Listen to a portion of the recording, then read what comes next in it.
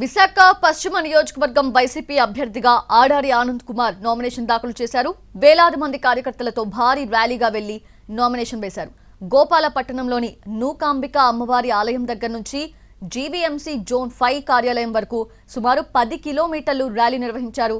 Uttarandhra regional coordinator YV Subba Reddy nomination పత్రాలను ఆడారి ఆనంద్కు అందజేశారు.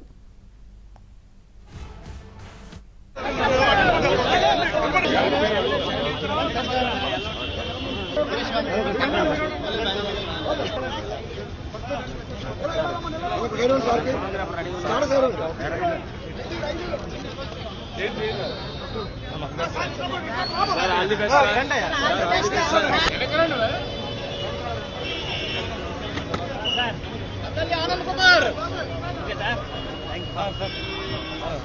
జై జగన్ జై జగన్